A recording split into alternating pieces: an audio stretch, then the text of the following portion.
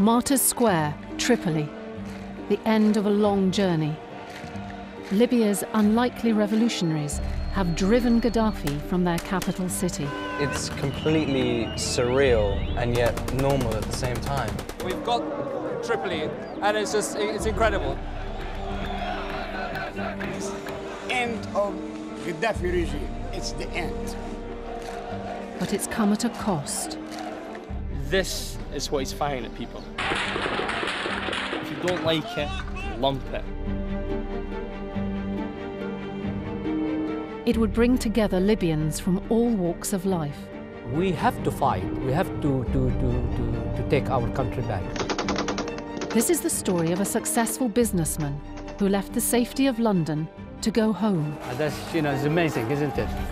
It's incredible, huh? His son, who had never before seen war. And a property developer who became a revolutionary. The game is getting over. It is finishing. They joined a force of thousands of other ordinary Libyans fighting for freedom. We've learned something, that a bullet that does not have your name is not going to hit you. Some had never held a gun before or come under fire. Every time we get closer to Tripoli, I feel like that my time is coming. I'm never gonna see Tripoli again. The road they all share leads to the same place and the same hope. To free Libyans from 42 years of Gaddafi's tyranny. It does feel like we're close, and this is it. This is the end. But the end game is going to be drawn out as long as he can.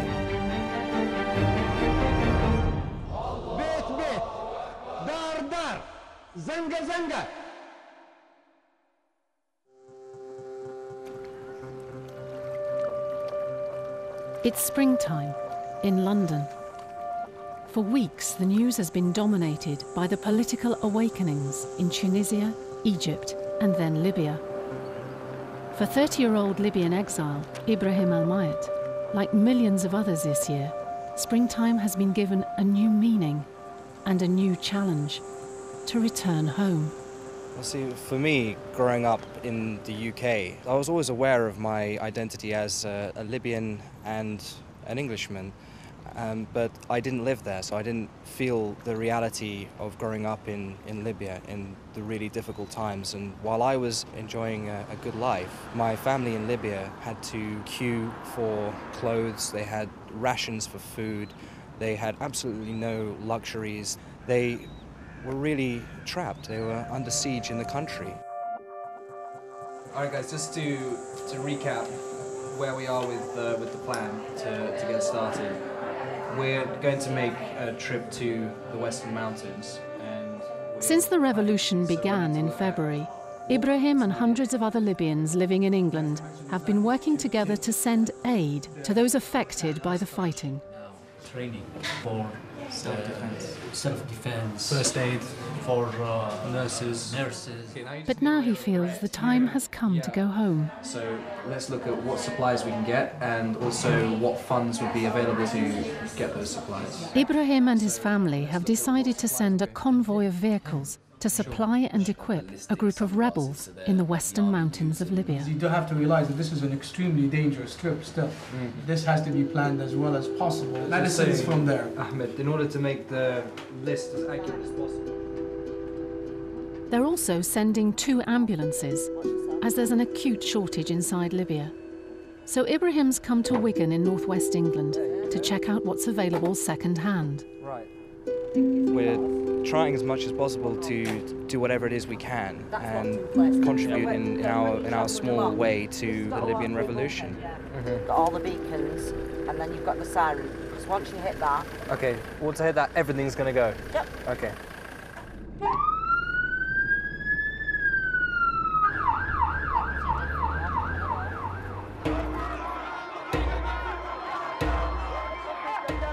Every story of exile is unique. But for Libyans, theirs has been written in the same hand. That of their leader for the last 42 years, Colonel Muammar Gaddafi.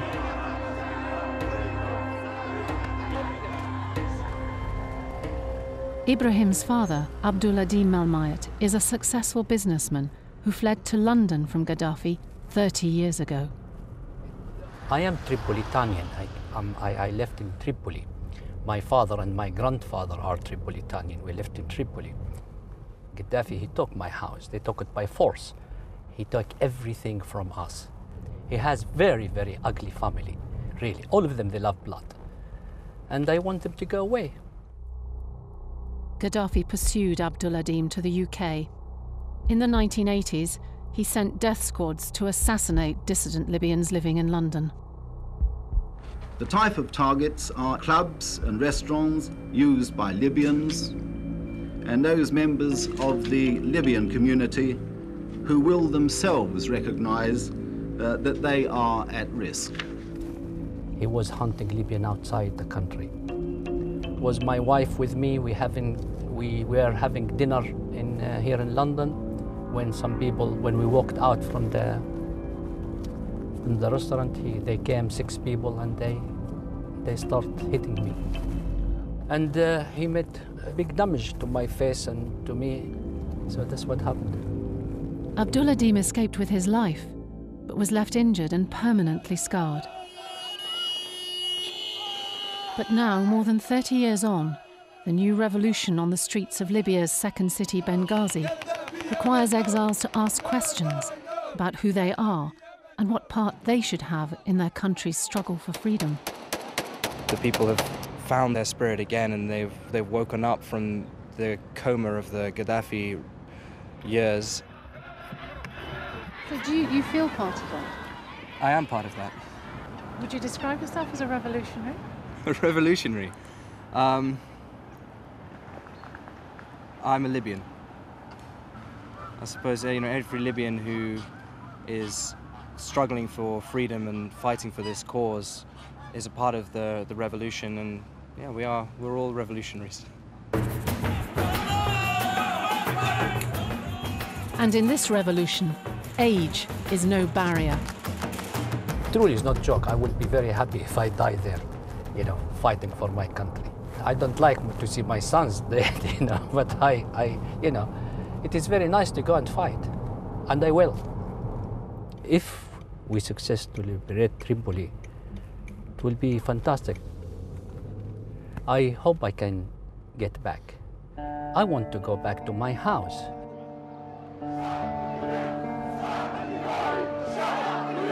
Three months since the spark of revolution was lit in Benghazi, it's so far failed to fully ignite in Libya's capital, Tripoli.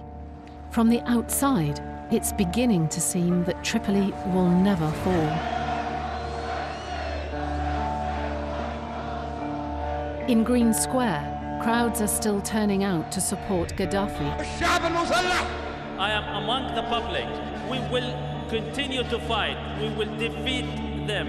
We will die here on the dear soil of Libya. But what Gaddafi's propaganda machine hasn't shown are the attempts at rebellion in the capital that his forces have brutally suppressed for months.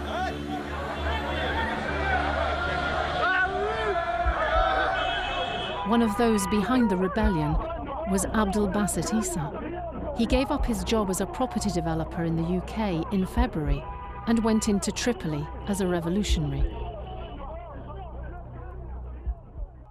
Now back in London, he's meeting secretly with the Al-Mayets. I entered Libya on 16th, just before the start. And we start demonstration there. But it didn't work. They came and they shot us and killed lots of people there. It's all happened in seconds. When they shoot like someone who wants to kill as many as possible. Yeah. Not just to stop the demonstration, no, just to kill. They shot me on my foot, and my brother, he had 52 shots in 2 legs. Injured and hunted by Gaddafi's men, Abdul Basit hid in caves and escaped to the Jabal Nafusa, the Western Mountains, where he again tried to encourage the uprising. This time, with more success. We took his pictures and his book, and the people, they came out. They burned his picture, burned his book, and they said, we are under the new government, which is settled in Benghazi. We're all one family. Now, 3 months later, he's established a base in the mountains with a group of fighters who've been living in the UK. Abdul Adim is providing funds, and he and his eldest son, Ibrahim, have decided to go to Libya to join the battle. What can you tell us about what's going on in the Western Mountain region and the Tunisian border? If we start from Tunis, any electronic equipment, they stop you and not allowed to take it with you. I want to ask something. They're working out how to get the convoy of ambulances, a pickup truck, plus aid and equipment, through Tunisia and into Libya's Western Mountains. The border area is still hotly disputed, with both sides in the conflict trying to get supplies into their fighters. Gaddafi, I think he's got lots of his people around Tunisia, and he paying them lots of money, and he paying them gold. There is a way we can do these kind of things. There is a way, of course. That's why, Abdul Basat, I suggest to you, it is better go first to Tunis to smooth the way to the vehicles to go through.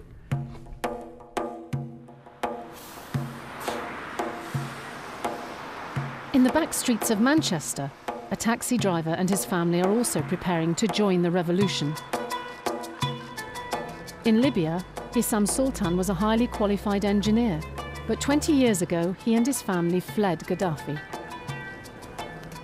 Just run away, you know, leave everything in home, just everything. So now this the camp, the people, you know, this very, very desperate, everything they needed.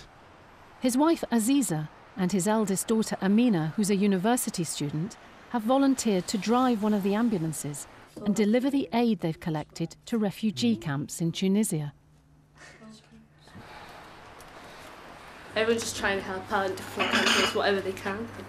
Well, that's the least we can do, so, you know, trying to show our support and everything like that. They're travelling to London to meet up with Ibrahim and the other members of the convoy.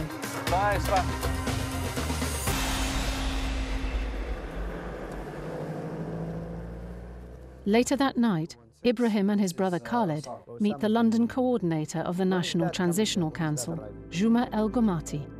We are so embroiled now in the fight we have. He's been helping them plan the convoy's safe passage through the disputed border areas. The way we look at it is that if people inside Libya are paying with blood, then the least the Libyans outside Libya could do is pay by their money and their sweat and their energy and their time. And I think that has been in abundance. In Libya, the war is now 4 months old. In that time, the opposition forces have made major gains. The siege of Misrata, which lasted 50 days, has been won, though at great cost. But to take the capital, the revolutionary forces must cut it off from the south, the Western Mountains, the Jabal Nafusa.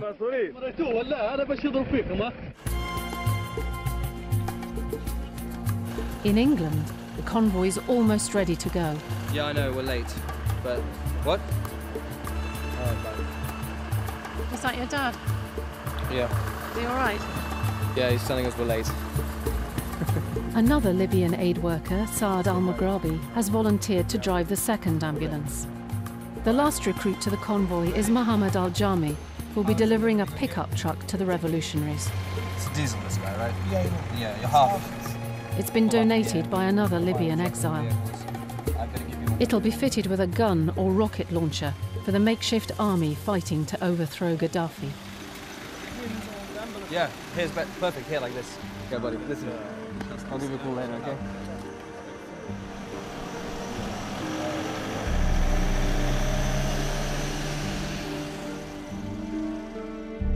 The convoy will drive 1,200 kilometers across Europe to the Italian port of Genoa. From there, they'll take a ferry across the Mediterranean to Tunisia, which is also unstable following its revolution. Then they'll drive south to enter Libya's war-torn Jabal Nafusa.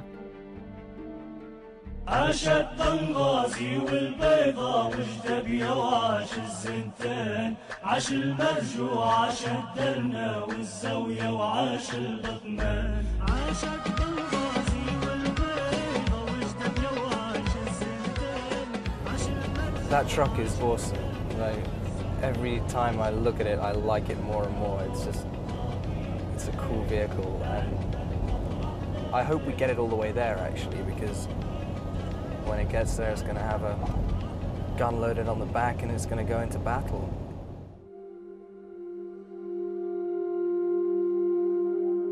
Gaddafi and his regime systematically oppressed the Libyan people and suppressed their hope and their ambitions, kept them down. A lot of people, they have been killed, children, ladies, old man. I couldn't say he killed their spirit, because we can see now, after the people have risen up and woken up, that the spirit was there all the time. They are alive and they are awake and they are fighting for their rights. But he's held it down for 42 years, had absolutely no hope. Prayer? Yeah. Prayer, okay. Where's the side of Mecca? This way. Okay. Allahu Akbar. It's definitely an emotional journey for us. In the future, when our country is free, and it will be soon, and we can go back to our houses, we can go home.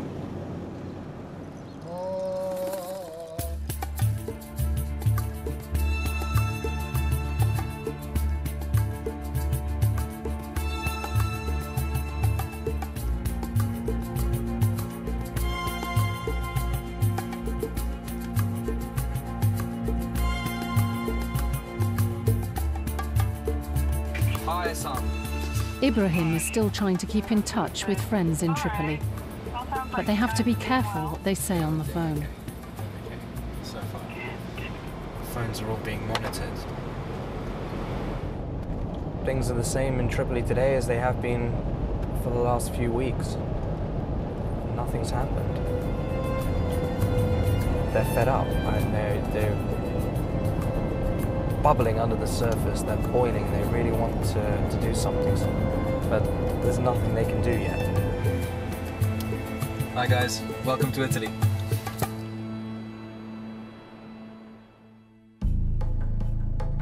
In Tripoli, 4 months into the revolution, the capital city is under virtual siege. There's no internet and no way out without official permission. But hundreds of would-be fighters have been making their escape from the capital. They're now in training camps in the Western Mountains, where they're preparing for the final assault on Tripoli.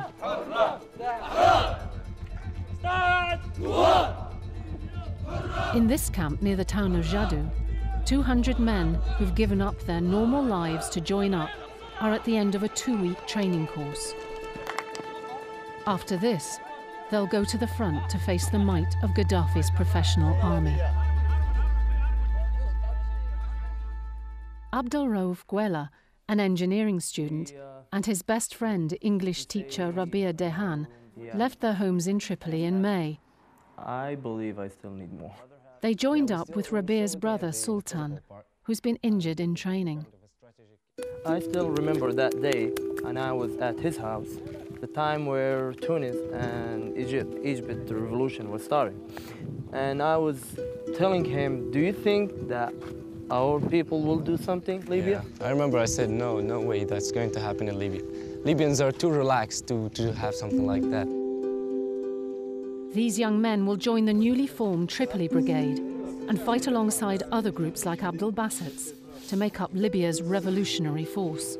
We got the light weapons mostly. We've got the AK-47s and the machine guns and some of the rocket launchers, the Hound launchers and different kinds of medium weapons. And we have 3 different tanks here. BMB is one of them. And we are getting used to how to use them. If those are military secrets, I don't know you. No, they're not.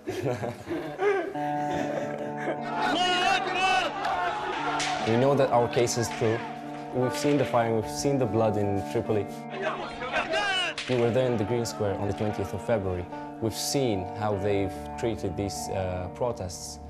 Everyone is so pumped up, they want to go to the front line. We want to go now. We've got enough training, we need to go to the front line.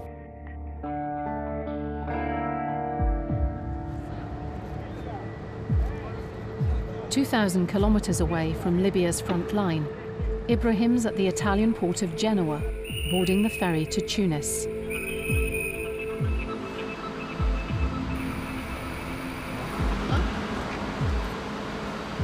Okay, that's it. We're done. On board, other Libyan exiles are also on their way home. He's working with the community from Sweden, Libya, and they've sent ambulances and they've filled them with tools for the hospitals and a lot of other equipment which they want to send. وفي من الدنمارك مجموعة كلها في قافلة جاية من النرويج بعد بكرة في الباخرة اللي طالعة بعد بكرة. It's just wonderful. Every step of the way, we're meeting people who are on that journey as well. You know, they could so easily turn their head, look the other way and say, that's not my problem. But so many people are turning around and saying, it is my problem, and they are my people, and they're paying a huge price for freedom. I've got to contribute. وإن شاء الله يعني في المستقبل إن شاء الله نفتكوا من معمر قدافي يعني إن شاء الله يعني تهدى الأمور شوية يعني تهدى الأمور بالضبط. أنت عارف العالم كله حاليا مع الشعب الليبي.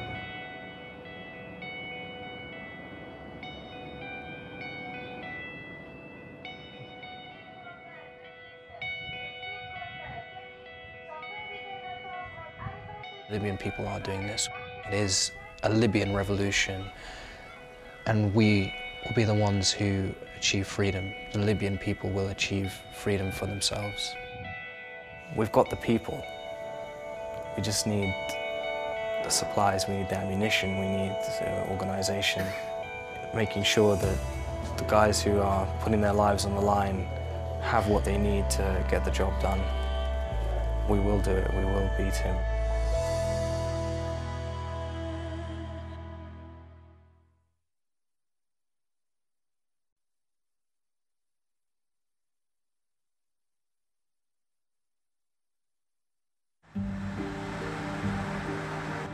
Ibrahim al-Mayet and a band of exiles from the UK are on their way with a convoy of aid and supplies to join the revolution in Libya. They're headed first for Tunis, where they'll meet up with Ibrahim's father, Abduladim al-Mayet. Abduladim has flown in from Cairo ahead of the convoy. He's been making sure everything's in place for their mission to the Western Mountains. At his seaside hotel near Tunis, known locally as the Revolutionaries Resort, he's met up with some old friends. One is a sports commentator and the other a coach with the Libyan national football team. They reveal to Abduladim that the team is about to defect to the revolutionaries' side. بهذه الطريقة يعني أفضل من يحملوا بندقية. He said that is the way we are showing our fight, you know, instead of carrying the gun, but we are showing in the other field, which is the football field. لأن هي ثورة شباب خلتنا نحن شباب. He said, this is the young people revolution. They blow on us the spirit again, you know, and we are young people, so you know, young people in our heart, you know. نحن نفعل ما لم نفعله قبل 30 سنة. We do what we didn't do 30 years ago.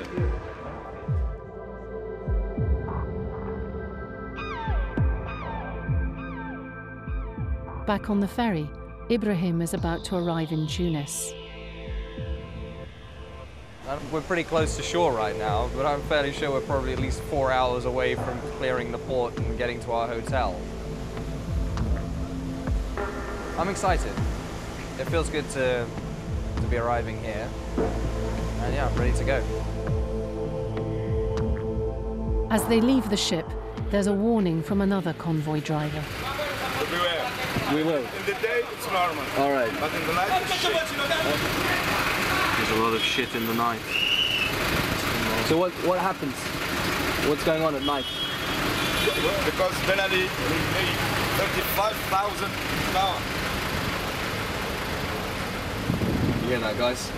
35,000 prisoners released from prison, haven't been rounded up, and they're roaming the streets by night. Apparently things are pretty heavy at night. So the sound advice from a friendly Tunisian guy, don't travel by night. It's not escaped prisoners, but the Tunisian authorities who are the immediate threat to the convoy.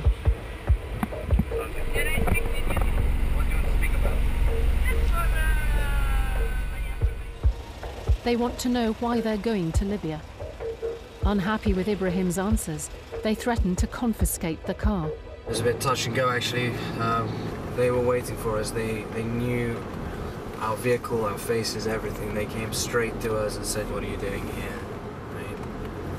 Fury has given way to relief that we're just out of that place.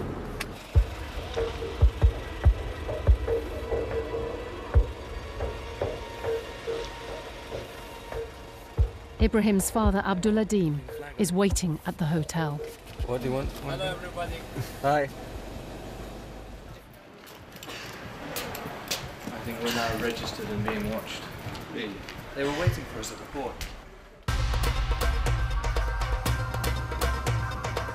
Next day, they're heading south again, through Tunisia and towards the Libyan border. It's the first time Abduladim has led the convoy. And with events in the mountains moving fast, he wants to get there as soon as possible. You need to slow down. We've lost Saad. Really? You need to slow down. If we slow down, you know, we never got there, you see. I can't, it's impossible to drive 65 miles an hour.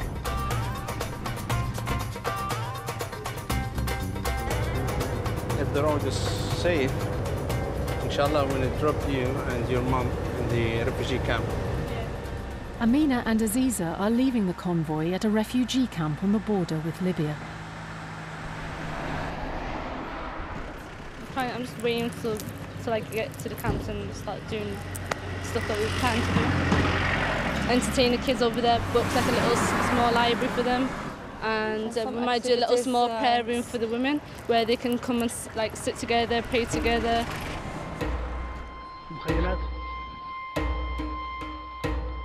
There are an estimated 20,000 refugees in camps here. Most of them have fled from the towns of the Jabal Nafusa, which has been the scene of heavy fighting in recent weeks. All the medical stuff, leave it there. All of the donations which were sent from Manchester, which were destined for the women and children in the camps, are being unloaded here for distribution. And the medical stuff we're keeping on board and taking it into the people who need it inside Libya. Those? No, there's no more. That's it. The rest is medical. Leave it here, okay? That's it, we're done.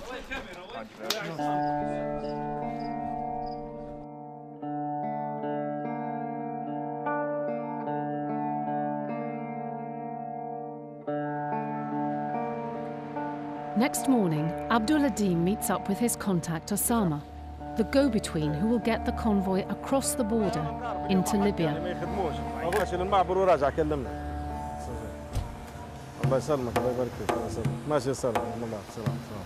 People like Osama are as important as the fighters inside there, you know, even more, because they communicate between the outside and the inside, taking things, bringing things, organize things. The border crossing they're heading for at Daheba has been in opposition hands for just 2 weeks. As the only entry point into the west of Libya not held by Gaddafi's forces, securing it has been a crucial turning point in the revolution. It's late when the convoy finally arrives on newly liberated Libyan soil. Abdul Basit and his men are waiting. It's the first time he's seen Abdul Adim and Ibrahim since they met in London 4 months ago, and the first time the exiles have been in free Libya. Great to see you.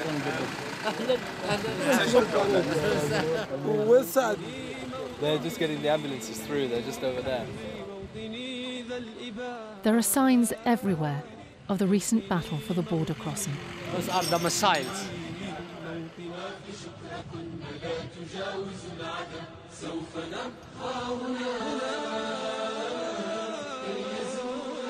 We're at the border in free Libya. The border is with the opposition. Our flags flying everywhere. It's an absolutely wonderful scene. It's a bit chaotic. Our second ambulance just got picked up and 2 guys are driving her to ZINTAN this evening and then onwards to Sabratha, which is her final destination. Which is in Gaddafi hands. It's in Gaddafi hands, but they can get there.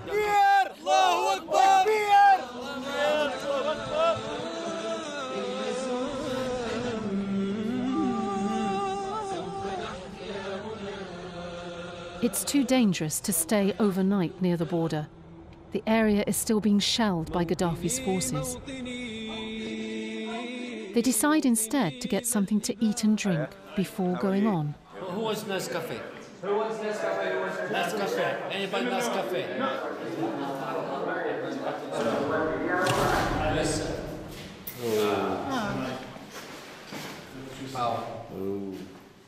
The revolutionaries have only just restored the electricity supply to the area, and it's still not reliable. Usama. Usama. Identify yourself or we'll shoot.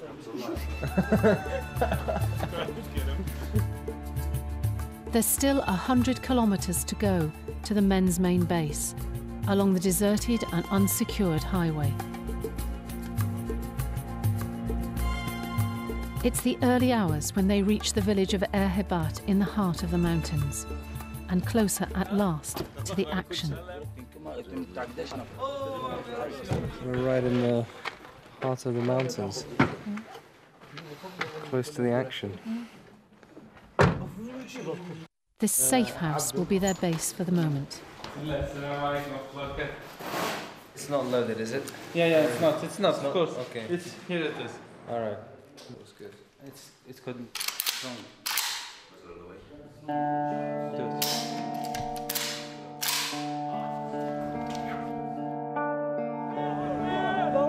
The opposition forces now massing in the mountains have taken town after town, pushing further and further towards Tripoli, which is just 80 kilometers from the front line at Kikla. Tripoli is the target, that's what everybody's talking about, because Libya is not free until Tripoli is free. And liberating Tripoli is a different prospect from many of the other towns, including Benghazi, which was liberated very early on, because Tripoli is Gaddafi's stronghold. He is based in Tripoli, he has his security in Tripoli, and it's very, very dangerous to stand up against that. And when the people from the Western Mountain region start progressing towards Tripoli, that'll be the turning point. It'll happen, and that will be the end of this revolution, and we will be free. But to topple Gaddafi's regime, this makeshift army needs weapons. From the outset, they've been desperately short of arms and ammunition. Now, for the first time, Abdul Basit's men have enough rifles to go round. We call that chocolate. Their code word for guns is chocolate. Chocolate, they want to eat this chocolate. I know there is no chocolate here. There's a Belgian-made FN rifle for each fighter. Until now, they shared one old AK-47 between them. This is my one. So you've got the old one? It's very old. There's some more chocolate coming in? Inshallah, we hope so. كلهم عندك صياد. لا. لا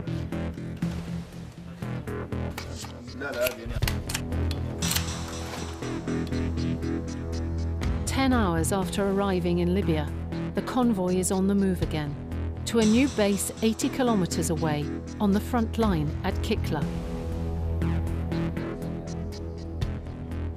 I lived in Croydon nearly 15 years now. I enjoy the property business.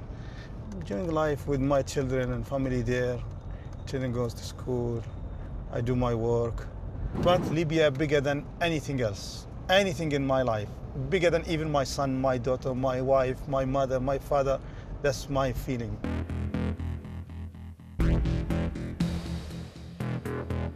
Ibrahim Megerisi, one of Abdul Basset's group from Britain, is driving the ambulance. I'm Libyan, but my mother's Scottish and I was born and more or less raised in Scotland. I go back and forth to Libya. I have done since I was born. This time I arrived about 3 weeks ago on the Western Mountain. Well, I've been right up to the front line, but I've not been in the fighting in the battlefield. Like, there's the front line. There's about 6 kilometers between you and where the Gaddafi forces bases are, but there's not always fighting going on between them. Assalamu alaikum wa rahmatullah. Now that the border with Tunisia is more secure, the revolutionaries have been able to get deliveries of fuel into the mountains for the first time.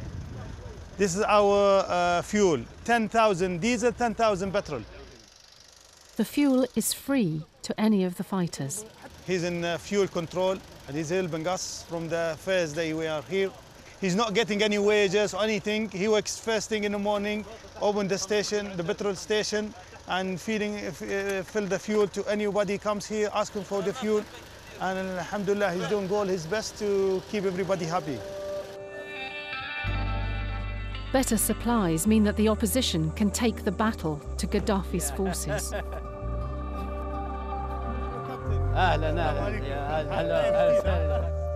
These fighters, who've been in battle nearby, say their forces are moving in on Tripoli. 35 kilometers from Sobrata. Zawiya. 50 kilometers to Tripoli. Through Al-Aziyah, from Al-Aziyah to Tripoli. Yes, so that's good news, you know. بطل والله وقسم بالله كان مش هنا واخذ التيم هذا والله نضل معاكم الله. غادي سلاح كل شيء موجود. يا عيني عليك. خلاص اتفقنا. They say anti-aircraft rounds are being used against anyone who doesn't support Gaddafi. This kills a human being. That kills a human being. This is from a gun, an AK-47, which was meant for humans. This is what he's firing at people. So you can imagine the damage that it causes. It's disgusting. We humans, and we won't accept that. So we just want a decent life. This is what they got. This is what they were met by. If you don't like it, lump it. That was the message. Jordan, that's how he described it. Jordan, rats. The only person that's hiding in a hole now is him. We will cleanse this country of these rats. Street by street, house by house. That's that was a threat. Zenga. Zenga, dar, dar. شبر شبر بيت بيت دار دار زنقة فرد حتى تطهر البلد من الدلس والرجاس. Zenga immediately became one of the catchphrases of the revolution, immortalized in song and now played everywhere in the new Free Libya.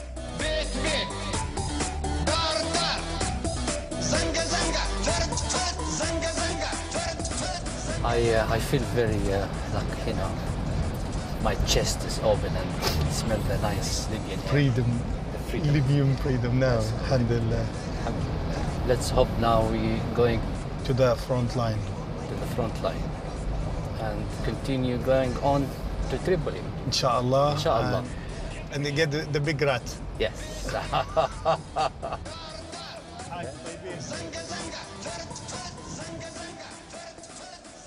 But the campaign to retake Tripoli will be counted in weeks, not days.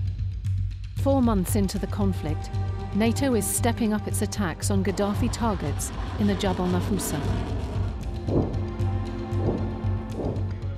Operations are being coordinated from a command and control centre run by the revolutionaries in the heart of the mountains. Most here are former officers from the Libyan Air Force. Today they're guiding NATO in an attack on one of Gaddafi's huge arms dumps near ZINTAN. Abdul Adim and the rest of the men get on the road to the target. One of 5 vast concrete bunkers has been hit by NATO. Most of Gaddafi's troops have fled, and they can help themselves to the store of weapons and ammunition. Abdul Basit searches through the stores for supplies.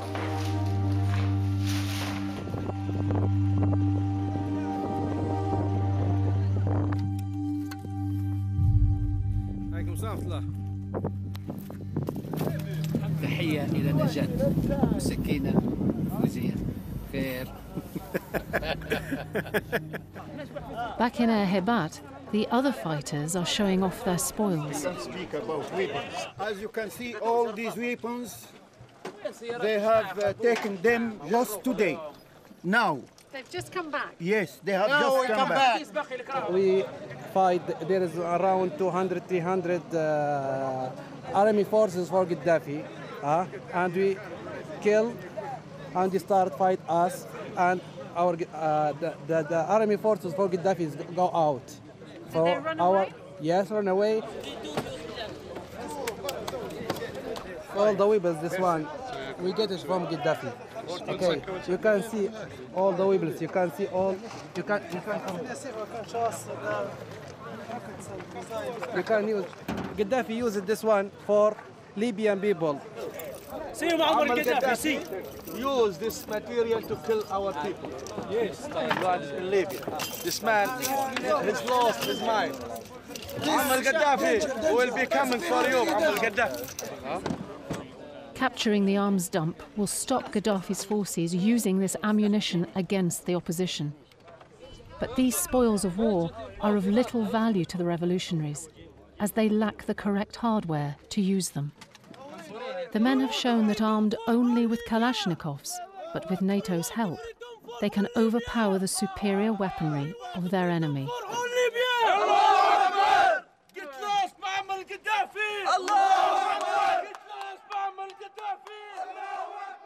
It was just wonderful to see them coming back with, they had a great victory there today, and they captured a lot of arms and munitions from Gaddafi's forces. Just the atmosphere amongst the guys, they really are triumphant. They know that they're making incredible gains, and these are just ordinary people.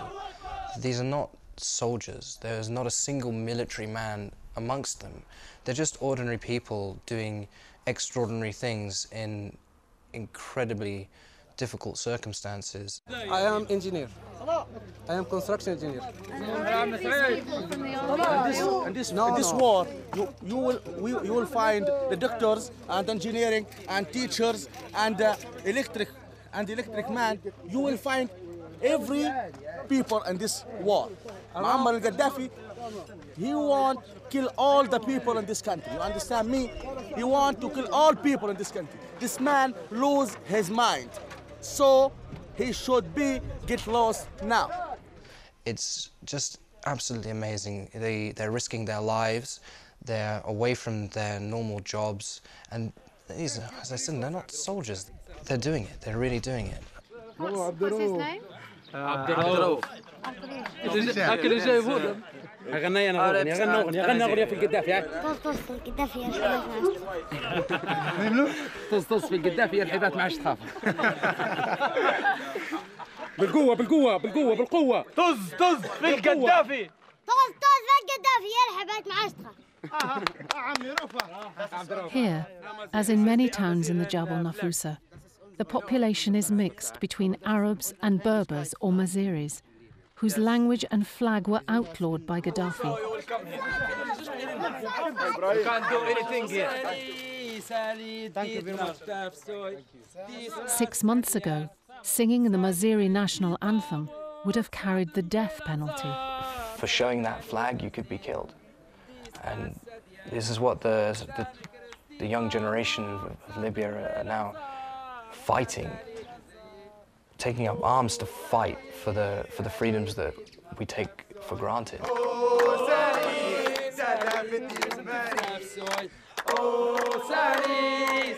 These men will fight all the way to Tripoli and beyond. Not all will come back. In October, this boy's father, Salah Sifal, will lose his life trying to take the Gaddafi stronghold of Bani Walid. That's why they're so jubilant in their expression of freedom, because it's come at a high price. It's a very difficult situation. Gaddafi's target now is to take back Jebel Nafusa. He wants it. Next time on the long road to Tripoli.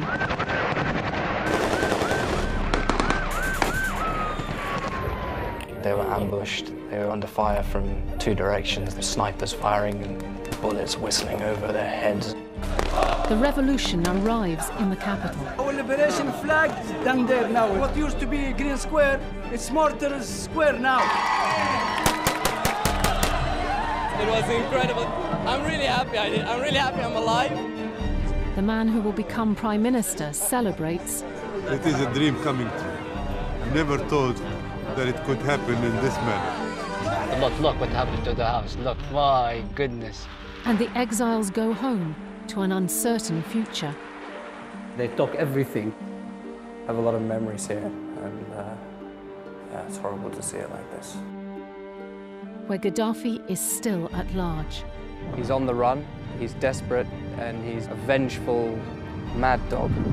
Doesn't want to leave anyone alive.